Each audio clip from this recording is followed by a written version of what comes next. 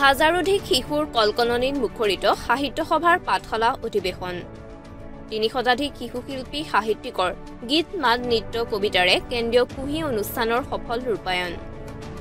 শিশু আলোচনী কুহি আৰু পাচিৰ পত্ৰিকা উন্মোচন অসম সাহিত্য সভাৰ ৭৭তম দ্বিবাৰ্ষিক পাঠশালা অধিৱেশন বজালি ২০২৫ৰ কেন্দ্ৰীয় কাৰ্যসূচী অনুসৰি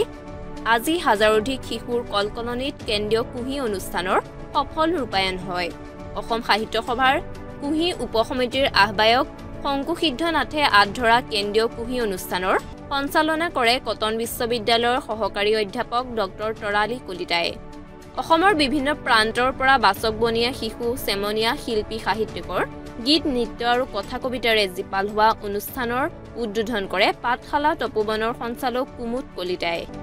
অসম সাহিত্য সভাৰ প্ৰধান সম্পাদক ডক্টৰ উপেন্দ্ৰজিৎ শৰ্মাই পাচিৰ পত্ৰিকা আৰু কুহি উপসমিতিৰ কেন্দ্ৰীয় কাৰ্যকৰী সভাপতি উষা বৰগোহাঁয়ে শিশু আলোচনী কুহি উন্মোচন কৰা সভাখনত অসম সাহিত্য সভাৰ তৰফৰ পৰা সহকাৰী সম্পাদক বিপুল শৰ্মা বৰুৱা ধনভৰালী মিহিৰ কুমাৰ বৰুৱা সাংগঠনিক সম্পাদক দিগন্ত কুমাৰ ভূঞা অজয় সিং প্ৰজাতীয় মৈত্ৰীবৰ্ধন উপসমিতিৰ আহ্বায়ক মনোজ্যোতি ৰেগন কেন্দ্ৰীয় কাৰ্যনিৰ্বাহক সদস্য ভূপেন দত্ত ভূমিধৰ ৰয় অশ্বিনী কুমাৰ নাথ প্ৰফুল্ল বৰুৱা অনুপ্ৰভা দেৱী আদৰণি সমিতিৰ যুটীয়া সম্পাদক অতুল কলিতা প্ৰমুখ্যে বহু সংখ্যক বিষয়ববীয়াই উপস্থিত থাকি সহযোগিতা আগবঢ়ায়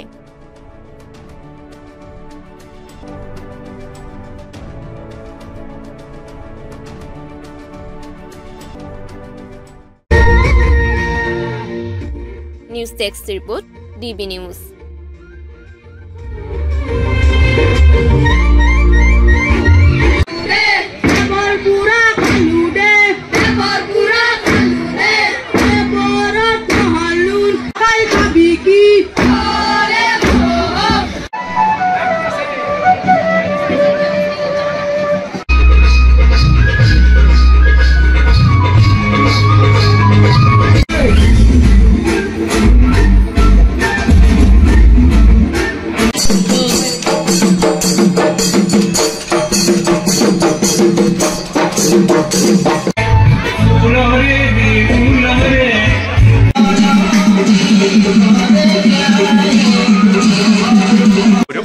হ'ব আমি আজৰাই দিছোঁ অকণমান ৰ'ব দেই 1 মিনিট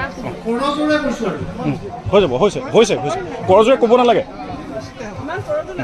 এবাৰ অকণমান কৈ দিব 1 মিনিটৰ ভিতৰত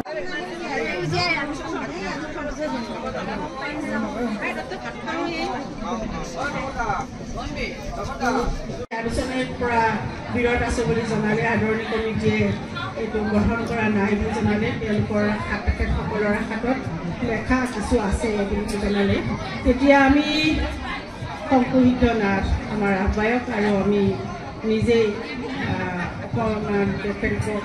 আমি আগ্ৰহ প্ৰকাশ কৰালোঁ যে অসমৰ ইমূৰৰ পৰা সিমূৰলৈ আমাৰ যি 2 বছৰীয়া কাৰ্যকালৰ যি আশা আছিল যে এখন দ্বিবাৰ্ষিক অধিৱেশন সৰ্বাংগ সুন্দৰ আমি কুহিৰ কাৰণে আলোচনী আমি আগবঢ়াম কিন্তু সৰ্বাংগ সুন্দৰ আমি কৰিব নোৱাৰিলেও কিছু কৰিব নোৱাৰিমনে এই আশা মই প্ৰকাশ কৰাৰ লগে লগে মই আমাৰ এই কুহি সমিতিৰ সম্পাদক সমিতিৰ তালুকদাৰ আৰু কণিকা বাইদেউ যথেষ্ট তৎপৰতাৰে ৰাতি মোক মাত্ৰ খবৰ দিলে যে আমি কামত আগবাঢ়িছোঁ বাইদেউ এটা শুভেচ্ছা বাণী দিয়ক ঠিক লগে লগে 5 মিনিটমানৰ পিছতে মই এটা শুভেচ্ছা বাণী দিলোঁ তেখেতসকলে 2 দিন মাত্ৰ হাতত সময় নিশ্চয় পাইছে এই 2 দিনৰ ভিতৰতে এখনি আলোচনী কুহি নামৰ এখনি আলোচনী আপোনালোকৰ হাতত যি পাৰে যি কষ্টৰে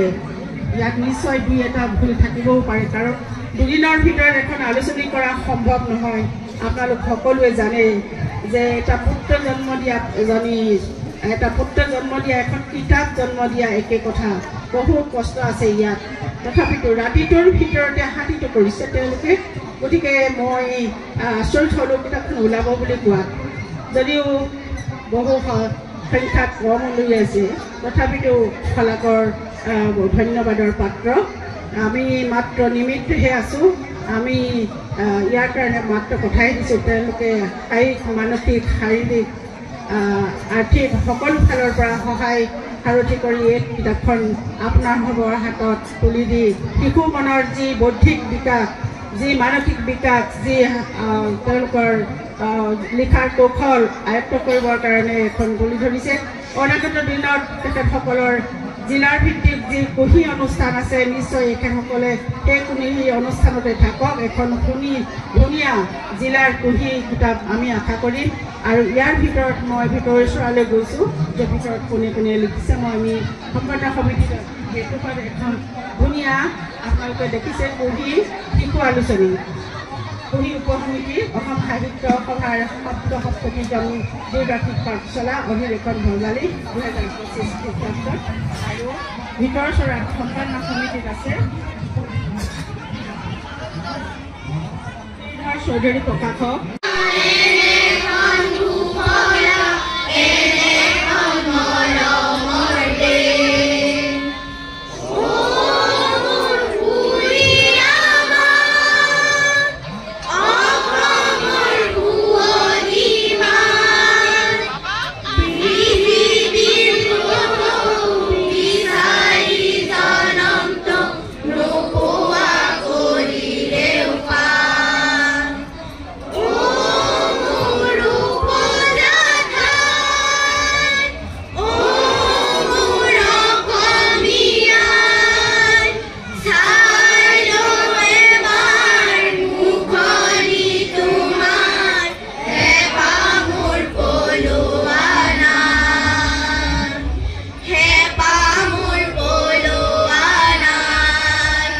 অসম সাহিত্য বা দীৰ্ঘজীৱী হওক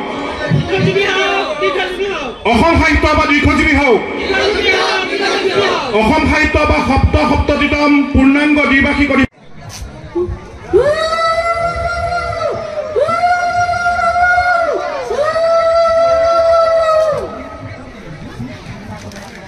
সুন্দৰ এয়া অসম সাহিত্য সভাৰ শিশুসকলক লৈ কৰা পৰিকল্পনাৰ এক লিখিত ছবি এই ছবি আপোনালোকৰ মাজলৈ আগবঢ়াই দিছে এই পত্ৰিকা আপোনালোকৰ মাজলৈ আগবঢ়াই দিছে অসম সাহিত্য সভাৰ সপ্ততিতম অধিৱেশনৰ অন্যতম উপসমিতি কুহি উপসমিতিয়ে আমি পুনৰবাৰ এই আপাহতে তেওঁলোকলৈ ধন্যবাদ জ্ঞাপন কৰিছোঁ আৰু এয়া আপোনালোকৰ সন্মুখত কুহি পত্ৰিকা আমাৰ এই অনুষ্ঠানৰ লগত জড়িত ডক্টৰ নীলমজ্যোতি দত্তকে প্ৰমুখ কৰি আটাইলৈ আমি শ্ৰদ্ধা সেৱা নিবেদন কৰিছোঁ এইখন উপসমিতিয়ে যথেষ্ট ভাল কাম কৰিছে আমি কেইবাবাৰো তেখেতসকলৰ লগত বহিছিলোঁ আৰু এই কুহি অনুষ্ঠানটো আমি গ্ৰন্থমেলাৰ বাকৰিলৈ আমি এই কাৰণে আনিছোঁ যে কুহিৰ মূল লক্ষ্যই হ'ল অধ্যয়ন গতিকে সেইকাৰণে আমাৰ কোৱা হৈছে যে শিশুকালত বিদ্যা যৌৱন কালত ধন বৃদ্ধকালত ভগৱানৰ চিন্তা গতিকে তেওঁলোকে গ্ৰন্থও অধ্যয়ন কৰিব আৰু ইয়াতে তেওঁলোকে নিজৰ প্ৰতিভাও বিকাশ কৰিব এই কুহি অনুষ্ঠানটো আমি সহকাৰী সম্পাদক হৈ থকা সময়ত ইমৰান শ্বাহ মহোদয়ৰ জৰিয়তে এই চিন্তা কৰিছিলোঁ তেখেতে কৈছিল যে আমি নৱপ্ৰজন্মৰ কাৰণে ৰামধেনু অনুষ্ঠান পাতিলোঁ মহিলাৰ কাৰণে আকাশ অনুষ্ঠানৰ সৃষ্টি কৰিলোঁ কিন্তু শিশুসকলৰ কাৰণে আমি একোৱে কৰিব পৰা নাই এওঁলোকে হ'ল আমাৰ জাতিৰ জীৱনৰ ভৱিষ্যত